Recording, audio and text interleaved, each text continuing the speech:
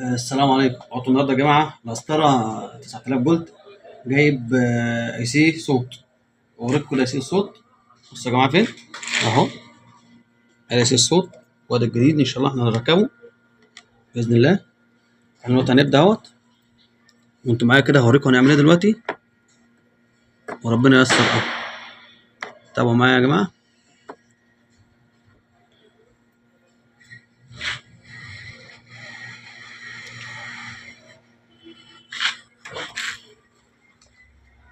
جرب كده، نجرب كده عشان بس ايه نسخن عليه شويه ونشوف اهو يا جماعه.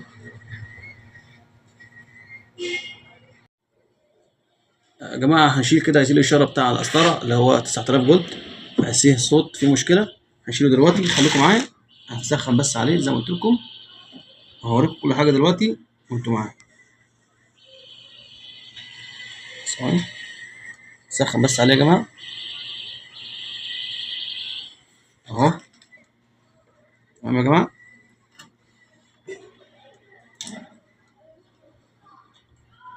هذا يا جماعه هيسيه الاشاره الصوت اهو. تمام.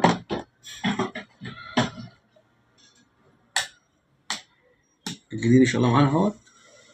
خليكم معايا وانا دلوقتي هوريكم كل حاجه.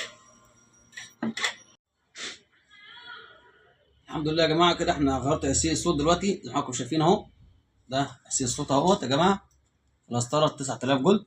الحمد لله غيرت مكانه اهوت والدنيا شغاله زي الفل. وادي الجهاز اهو معانا زي ما حضراتكم شايفين اهو، بفضل الله. الحمد لله رب العالمين اهو، الصوت اشتغل معانا تمام. ده كان فيديو برضه توضيح يا جماعه، لازم اوريه لكم عشان خاطر تبقوا عارفين ايه المشكله. الصوت كان بيزن معانا وصوت ضعيف جدا وبعد كده قطع خالص. فانا طبعا بعد الكشف على الجهاز عرفت ان اي سي الصوت هو اللي فيه مشكله، فالحمد لله.